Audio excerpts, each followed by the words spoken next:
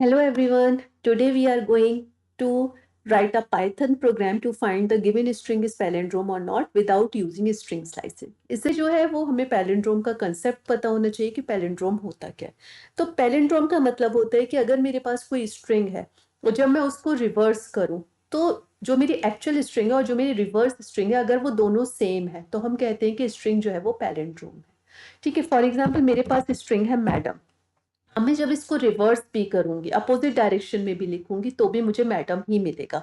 तो ये स्ट्रिंग मेरी पैलिंड्रोम है. Same with mom. मॉम को रिवर्स करूंगी तो भी मुझे मॉम ही मिलेगा. तो this string is palindrome. Dad. अगर मैं डैड को रिवर्स करूंगी तो मुझे डैड ही मिलेगा. तो दिस स्ट्रिंग इज पैलिंड्रोम. अब यहाँ पे मैं एक स्ट्रिंग लेती हूँ ABC. अब जब मैं इसे रिवर्स करूंगी तो स्ट्रिंग मिलेगी CBA जो कि मेरी सेम स्ट्रिंग नहीं है ABC की तरह. तो इट मीन्स कि ABC जो है वो मेरी पैलिंड्रोम नहीं है. तो अब हम इसके लिए प्रोग्राम बनाते हैं. तो सबसे पहले क्या करेंगे हम कि यूजर से एक स्ट्रिंग इनपुट करा लेते हैं. तो मैंने एक वेरिएबल ले लिया S और इसमें हम यूजर से एक स्ट्रिंग इनपुट करा लेते हैं. Input enter string. अब क्या करेंगे हम एक और स्ट्रिंग ले लेंगे S1. एक एम्प्टी स्ट्रिंग मुझे लेनी पड़ेगी. क्यों एक एम्प्टी स्ट्रिंग क्यों ले रही हूँ? इसलिए ले रही हूँ जिससे कि S में तो मेरी एक्चुअल स्ट्रिंग आ जाएगी और S1 में मेरी रिवर्स स्ट्रिंग आ जाएगी. ठीक है. अब हम लूप लगाएंगे फॉर I इन रेंज. अब मेरे पास I इन रेंज का लूप चलेगा कैसे? तो हम ये मैडम वाला एग्जाम्पल ले लेते हैं. मुझे क्या करना है कि मुझे इसको रिवर्स करना है ना. तो रिवर्स के लिए क्या करना पड़ेगा मुझे? ये जो लास्ट इंडेक्स वैल्यू है वहां से शुरू करके ये जो फर्स्ट इंडेक्स वैल्यू है वहां तक जाना होगा. अब जो लास्ट इंडेक्स वैल्यू अगर हम यहां देखें तो मेरी क्या होगी? 0 1 2 3 एंड 4. ठीक है. इंडेक्स वैल्यू है 4. अब इंडेक्स वैल्यू 4 तक जाने के लिए अगर मैं लेंथ फंक्शन लगा दूं इस स्ट्रिंग के ऊपर तो इस स्ट्रिंग की लेंथ कितनी है? 5. और जाना है मुझे 4 तक इसलिए 5 में से मैं 1 माइनस कर दूंगी तो मैं 4 पर आ जाऊंगी. ठीक है. जिसको लेंथ फंक्शन का यूज नहीं पता प्लीज मेरी वीडियो को चेकआउट कर ले. मैंने स्ट्रिंग फंक्शंस में लेंथ फंक्शन के बारे में बताया.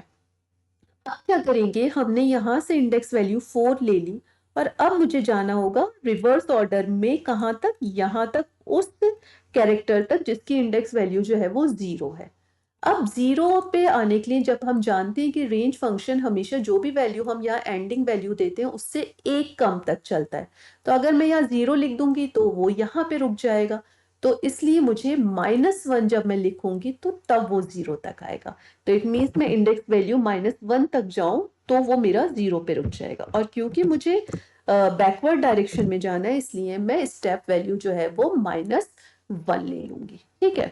अब ये हमारा लूप लग गया. अब हमको क्या करना होगा कि जो मेरी स्ट्रिंग S1 आई है उसमें मुझे क्या करना होगा कि जो भी मेरा S1 में है उसके साथ मेरा क्या प्लस हो जाए?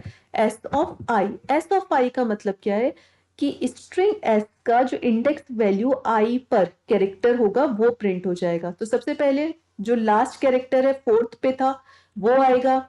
देन उसके बाद वाला आएगा. इस तरीके से आता जाएगा. जैसे हम ये एग्जाम्पल लें मैडम का तो सबसे पहले मेरे पास M आएगा, फिर A आएगा, फिर D आएगा, फिर A आएगा और फिर M आएगा. ठीक है. इस तरीके से यहाँ पे हमने कॉन्केटिनेशन ऑपरेटर का यूज कर लिया है तो वो मेरा स्ट्रिंग में ऐड होता जाएगा. ठीक है. अब हम क्या करेंगे कि ये वाली स्ट्रिंग जो है वो मेरी रिवर्स स्ट्रिंग आ गई है और ये मेरी एक्चुअल स्ट्रिंग है.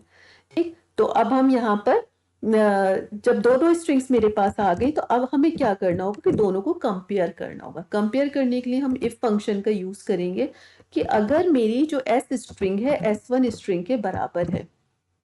अगर ये दोनों स्ट्रिंग्स जो हैं वो मेरी बराबर है तो मेरे पास मीन सेम है तो मेरे पास प्रिंट होकर आ जाए क्या कि पैलिंड्रोम. और अगर वो बराबर नहीं है तो उस केस में मेरे पास क्या प्रिंट होके आ जाए? Not palindrome. तो print not palindrome. Sorry not palindrome. ठीक है. अब हम इसको अपनी फाइल को सेव करते हैं और आउटपुट देखते हैं.